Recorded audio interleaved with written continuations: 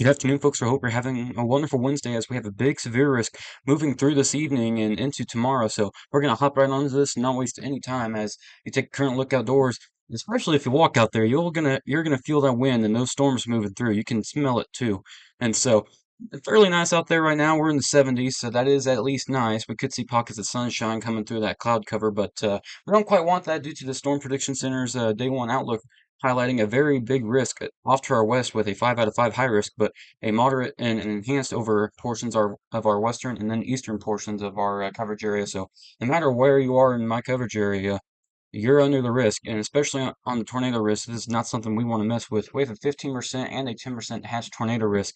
What the hatch tornado risk is significant tornadoes EF2 plus are probable or possible. So that will be just one of our many threats, as we also have damaging winds and hail being the primary, the other two primary hazards of this storm system, and both of them are hatched as well. So that could be 70-mile-an-hour plus winds, as well as 2-inch hail or larger. So no matter what, you're going to get slammed across any of our coverage area, and so we'll get a bit more into the timing of that later. But also moving into tomorrow, we have another risk, a slight risk. So much less, we have a 5% tornado risk, and then a 2% across some of our area. But farther north you go here, the less of a risk you'll have. But damaging wind is primarily the threat on that one, as well as hail.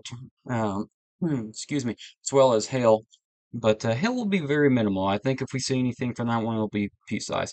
But looking at the 15Z HRRR, you can see those discrete supercells heading out ahead of the line, and we could have tornadoes embedded in that second line there. So definitely want to make sure you're watching out for these storms as we look at 12Z HRRR reflectivity. You can see moving past the severe weather, we have tons of rain coming in. That's where you see those isolated cells there. It's very brief, but that could be our tornado and wind threat tomorrow. But the Weather Prediction Center, due to all this rain, has issued a moderate risk of excessive flooding, and that's 4 out of 5. And so we don't really see this too often, especially 2 days in a row, as it's still active here tomorrow as well. And so we could see quite a bit of flooding, but we're going to get more into that in a second. So when you look at long-term radar, you can see just how much rain we're going to get.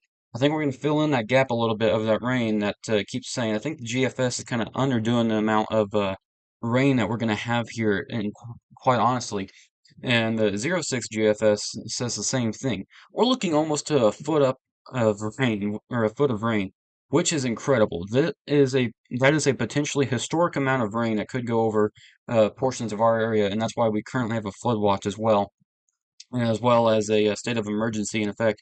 That way we can gather the resources for that. Then after that, on Saturday, because of course, why not? It is spring. We have yet another risk, a day 4 risk. This is just a slight at the moment, but it could be upgraded or downgraded later on.